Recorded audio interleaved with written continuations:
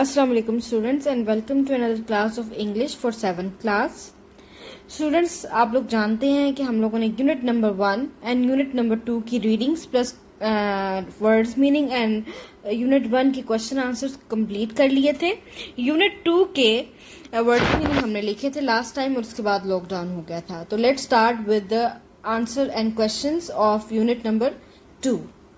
सो write down, आप इसको उतार लें मेरे गाइडलाइन के अकॉर्डिंग और जिस तरह से मैं लिखवा रही हूँ उस तरह से अपनी कॉपी कंप्लीट कर लें. So let's start our questions and answers which are given at the end of your chapter.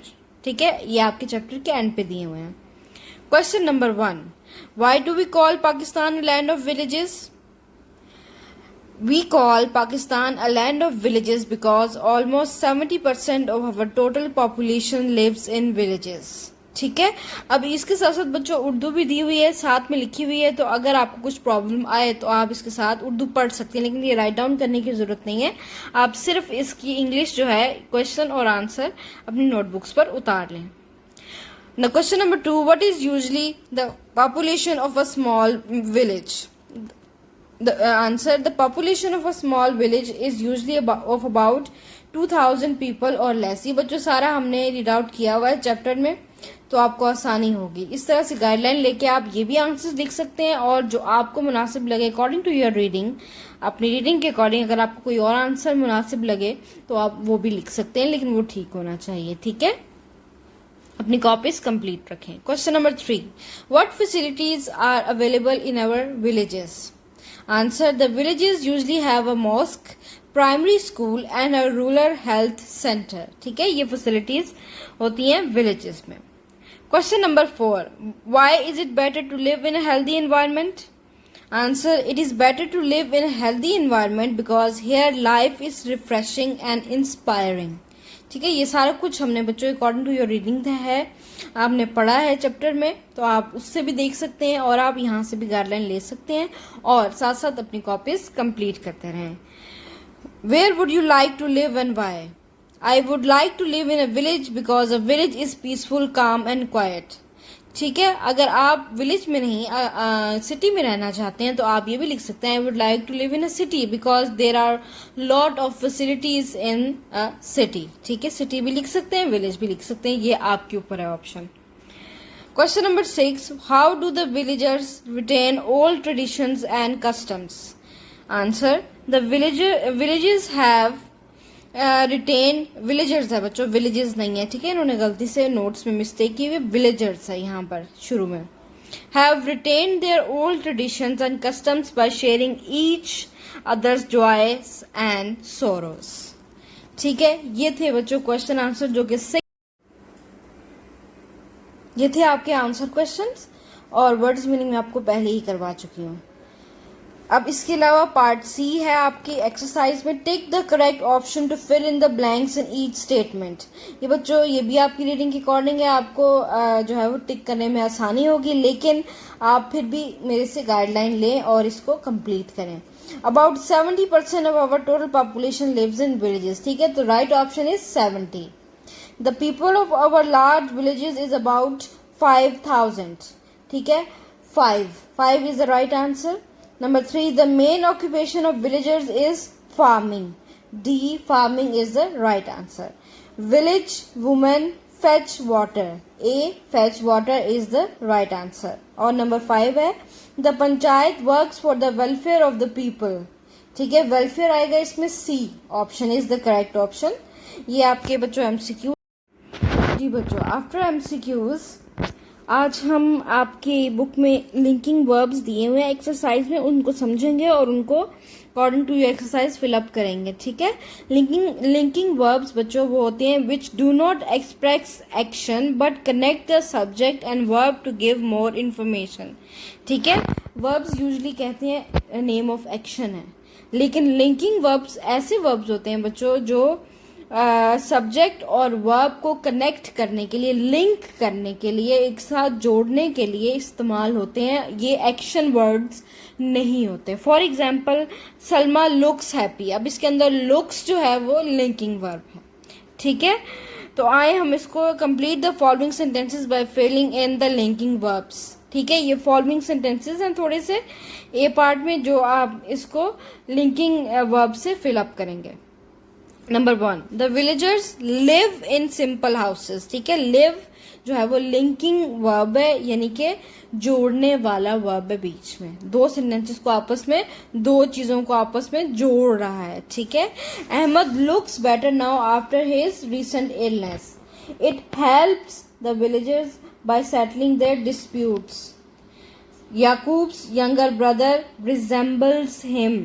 The panchayat works for the welfare of the villagers. My parents are very happy. ठीक है, hopes come true. And the last one is Sumera is tired. ये बच्चों सारे जो आपको दिए गए हैं ये हैं हेल्पिंग वर्ब्स या लिंकिंग वर्ब्स, जो दो सेंटेंस को हेल्प करते हैं आपस में जोड़ने के लिए। इज, एम, आर भी इसमें ही आता है, और ये सारी जो वर्ड्स हमने इसमें लगाए हैं वो हैं लिंकिंग वर्ब्स, और इसी तरह आप इसको फिल कर लें। ठीक है,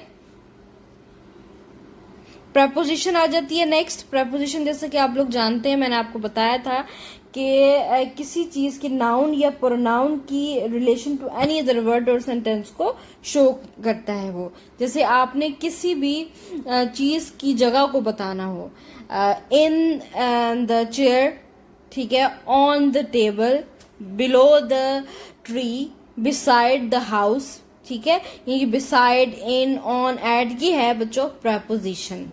जैसे for example she is fond of reading, ठीक है, books. The sky is above our head, ठीक है, इसमें अबव आ गया।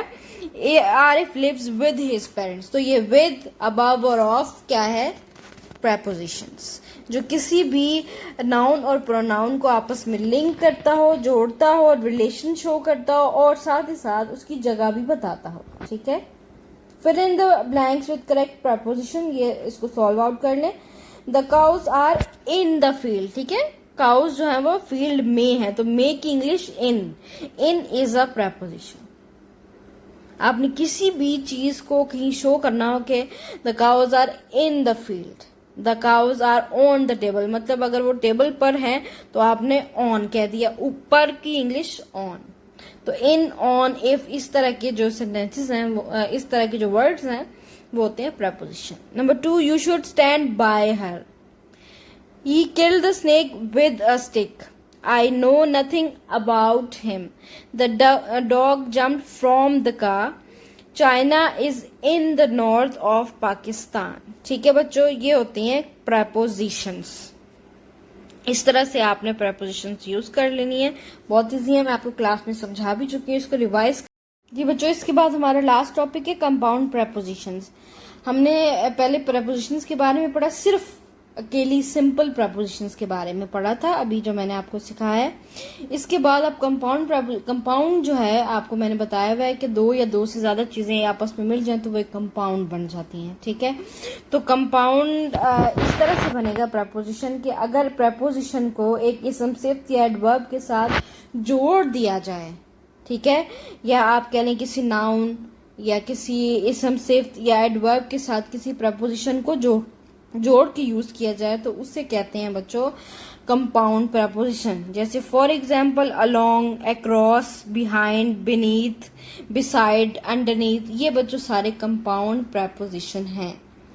There is a bridge across the river. ठीक है, अब ये नाउन के साथ अक्रॉस यूज हुआ तो ये कंपाउंड प्रपोजिशन बन गई है। He is walking along the road. The treasure lies beneath the rock. He is hiding behind the tree. She is sitting beside me. ये सारी बच्चों कंपाउंड प्रपोजिशंस हैं, इसको नाउन या एडवर्ब या इसम सिफ्त के साथ जोड़कर इस्तेमाल किया गया है। Fill in the blanks with compound prepositions, ये बच्चों फिल आउट कर लें अपनी fill in the blanks. The earth revolves around the sun. ठीक है, he knows English besides Urdu. Divide the apples between the two sisters. There is a village behind that hill. A stranger was walking along the pathway of my house. We cannot live without water. It helps the villagers by settling the disputes among them. ठीक है, ये सारे बच्चों compound prepositions में आ जाते हैं, जो छोटे छोटे वर्ड्स नहीं है, सिंपल नहीं है, बल्कि किसी भी इसम सिफ्त के साथ या नाउन के साथ या एडवर्ब के साथ मिलकर मीनिंग दे रहे हैं। तो ये होते हैं बच्चों कंपाउंड प्रेपोजिशन, और इनका यूज इस तरह से होता है जैसे बिसाइड्स है, बिटवीन, जिस तरह हमने अभी फिल इन द ब्लैंक्स में फिल आउट किया, उस तरह से इसको कर सकते हैं। इसके अलावा आपका कोई क्वेश्चन हो या आपको कुछ समझना आए तो आप मुझसे पूछ सकते हैं, मुझसे राब्ता भी कर सकते हैं। सो इसको फिल आउट करें और अपनी कॉपीज और अपनी बुक्स कंप्लीट करें। ये जो बुक वाली एक्सरसाइज है बच्चों, ये सारी बुक पे सॉल्व आउट करें और इसको समझें अकॉर्डिंग टू माई गाइडलाइन। और जो कॉपी पे करने वाला काम है वो वर्ड्स मीनिंग और क्वेश्चन आंसर्स होते हैं, तो वो आप साथ साथ उतारते रहें और अपनी कॉपीज कंप्लीट करते रहें। सो टेक केयर, अल्लाह हाफिज, and do ask me if you have any questions regarding the lecture.